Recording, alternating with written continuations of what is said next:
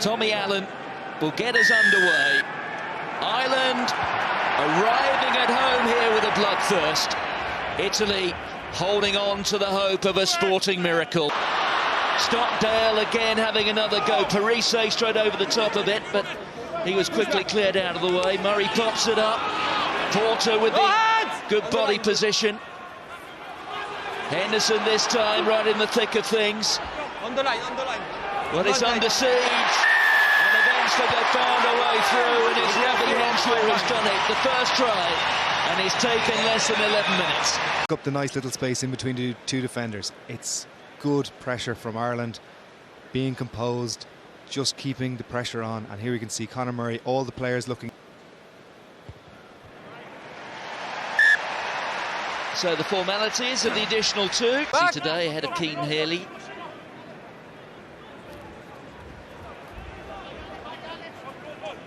Inside. Little poke over the top there from Sexton. Back goes Parise. Well, Tommy Allen was moving in the wrong direction. Play on. Costello is beaten to it. That was Jack McGrath following up. Oh, superb hands there from a couple of the big fellas wearing green.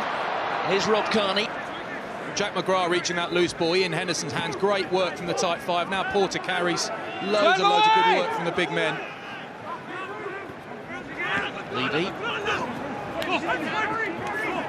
out from Stockdale. Conan. Oh, that was a wonderfully weighted pass. And Conor Murray was grinning from ear to ear, virtually from the moment he had the ball in the grasp of his hands. Interplay, Keith Earls into Stockdale, just that little bit of hands from Keith Earls and Stockdale put Conan up the touchline, and again you can just see they're hungry to get second touches, because Conor Murray is effectively the one that starts that ball, and he's the one that finishes it. That little step inside from Conan seems natural. Conor Murray reads it brilliantly, but it's not natural. That's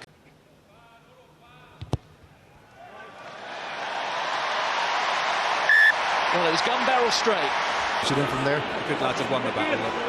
There's Rory Best with that white headgear. It's there again, Conor Murray popping it up to Porter. Oh, crashing his way through, and he may well have got that down. Conor Murray was asking for it, and Romain Poit answers in the affirmative, and it's Bundyaki, try number 3. He is, because defenders are looking at him, because he's such a threat. He is the form number 9 in the world, and he just gets defenders to look at him, and when you're that close to a line.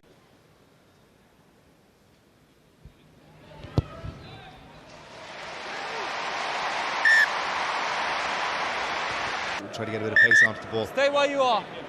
Fine. Nice cut. Luca Bici starting today, didn't do against England, but he had started the 7 previous test matches, going all the way back to the middle of last summer. There's the carry from Bramstein. Parise. It's probably not the sort of statistic you want to have put against your name, but if Italy do draw a blank in this championship, defeat against Scotland in the final game would be the 100th time. Parise's been on a losing side. Aki breaks clear, and Keith Earls. And that is another try, number 4. They've got the try bonus point, and we've only been playing 35 minutes. How about that explosive power off the mark? And again, it's everything that he can do. He can take it into the contact, he can do the heavy stuff. But when that space opens up, he has that ability just to turn it on. And you can see the dummy, and again, it's Bonnie in that, getting in that poor defensive read. And what's great is if we've got players that are able to take advantage of that acceleration into it. And then Keith Earls, that's one of his easier ones, but he'll take them. He'll take that bit of meat every time.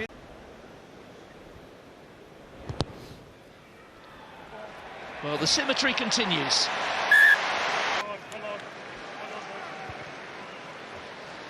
Well, Conor Murray just pops it into touch, and that brings the half-time whistle from Romain Poit. Parise. Oh, and it's been snapped up. And there Shaw looking for a second. He's been chased down, but he just held off the tackler. To someone who's not on his shoulder. Time back Thought the handbrake had come on, but he made it. It's often those ones when you see the arms fully outstretched in front of people I worry about. As the kick flies over, worry about your shoulders popping out. Well, that's an elbow. Look. It's good to see Joey Carby coming in, getting some game time, in at 10. In a game like this where you want to be able to close it out. There's Rory Best, getting a bit of help from his friends. Quinrue getting his hand on the ball. Well, I think it's the captain, though, who will claim the score. He wouldn't let him have it. They shifted around, just around the outside there. You can see Levy take it away from Toner. Toner's still standing where he won the ball. They just take it off his shoulder and shift that drive. Give the Italians something to think about. Good work in the end. He wasn't letting... So Ireland into the 40s. And now up to 42. Allen. Here goes Costello, straight through the gap, that's good. Oh, and a glorious offload. And it's Tommy Allen who gets the score. Would associate with getting caught out. Dan Levy, an incredibly strong tackler, just got his angles wrong. So Allen converts his own try. That's O'Mahony. 3 metres out Ireland. Marmion pops it up. CJ Stander right in the thick of that. There he is presenting the ball. McGrath with Porter. Stay on the line! It's quite a tonnage there. Toner. That was out recovery. And he's come off his wing. And Stockdale has picked up the try. Runners are all coming from inside the ball. You can see Stockdale, he's holding his line. He doesn't show himself too early.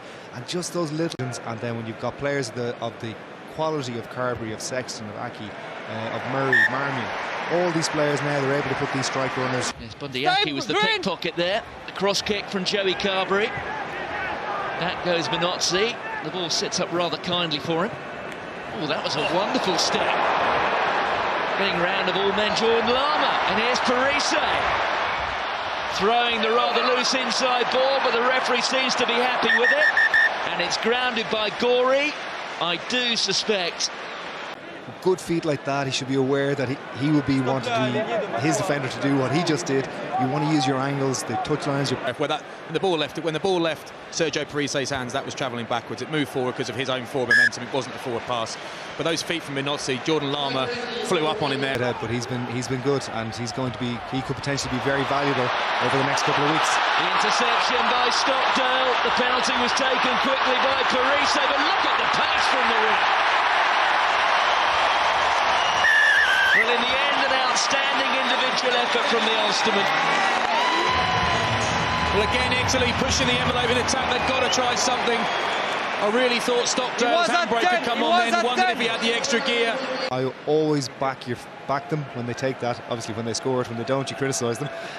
But you've got to have that ambition, and that's always been something maybe in... There's Flatman, who's a wing. In a loose head Prop's body. That they can then take advantage of these opportunities when they arise, because that extra ruck or two that they took kills the opportunity, and then when they go to do it, Ireland are able to defend it reasonably easily.